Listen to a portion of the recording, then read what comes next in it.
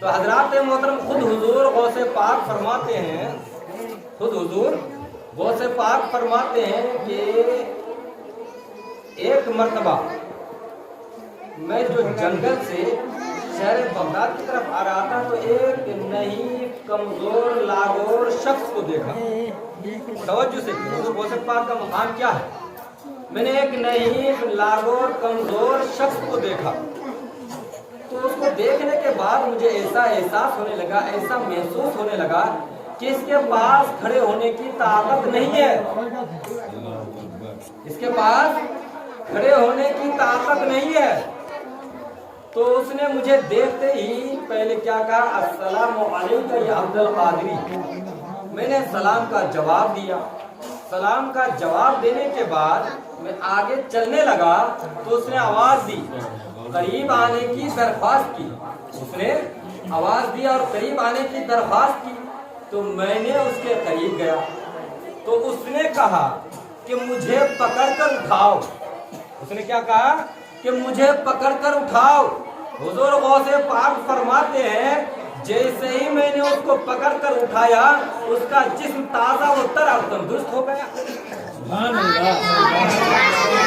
اس کا جسم تازہ و تر اور تندرست ہو گیا۔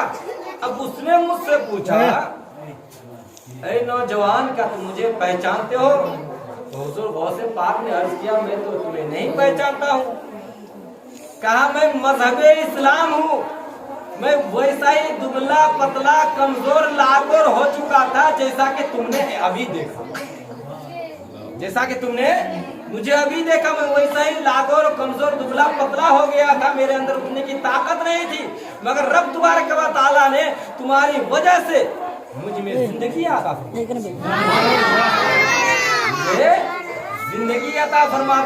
اب بتائیے کہ حضور غوث پاک کتنے پائے کے بزرگ تھے، کتنے بڑے مقام کے تھے۔ اللہ اکبر۔ حضور غوث پاک کا مقام تو یہ ہے کہ ایک مرتبہ حضور غوث پاک نے دل میں یہ عہد کر لیا، دل میں یہ عہد بنا لیا کہ جب تک میرا رب مجھے اپنے دست قدرت سے نہیں کھلائے گا میں اس وقت تک نہیں کھاؤں گا۔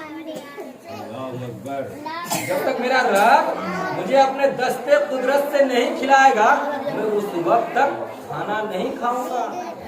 اب کئی دن گزر گئے، کھانا کھائے نہیں۔ تو اسی شہر کے ایک مشہور و معروف بزرگ ابو سعید مخزومی ایک کھانے کا طباق، جیسے کہ ہم ٹفن وغیرہ میں لے کے جاتے ہیں نا، ایک کھانے کا طباق لے کر پہنچ گیا اور عرض کیا حضور کھانا کھا لیجیے۔ پھر بھی حضور غوث پاک کھانا کھاتے نہیں، ایک مرتبہ کا، دوسری مرتبہ کا، تیسری مرتبہ کا، بار بار اصرار کیے مگر حضور غوث پاک کھانے کی طرف ہاتھ نہیں بڑھائے۔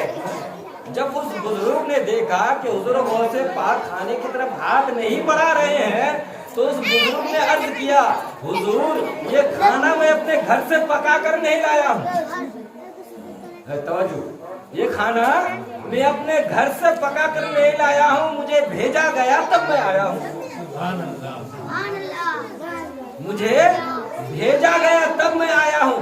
اتنے میں ایک آواز آئی، یہ عبد القادر بحق علی کا کلو و بحق علی کا اشرف، اے عبد القادر میری عزت کی قسم تم کھاؤ، میری عزت کی قسم تم پیو۔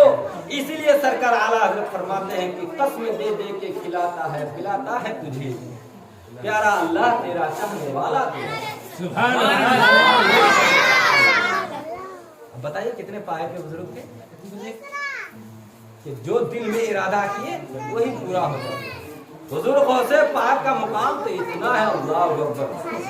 ایک مرتبہ وہ لکھ رہے تھے، اپنے دولت خانہ میں بیٹھ کر لکھ رہے تھے اور حضور غوث پاک کے دولت خانہ میں شیخ ابو معمر پہنچ گئے تو کیا دیکھتے ہیں، لکھتے لکھتے چھت کے اوپر سے مٹی گر گئی، چھت کے اوپر سے جو مٹی گری تو حضور غوث پاک نے ایک مرتبہ، دو مرتبہ، تین مرتبہ جھاڑ دیا، چوتھی مرتبہ جب سر اٹھا کر دیکھتے ہیں تو ایک چوہا ہے۔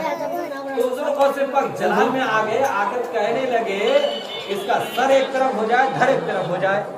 شیخ ابو معمر کہتے ہیں کہ جیسے ہی حضور غوث پاک نے یہ عرض کیا चूहा जमीन पर गिर गया, सर एक तरफ धर एक तरफ।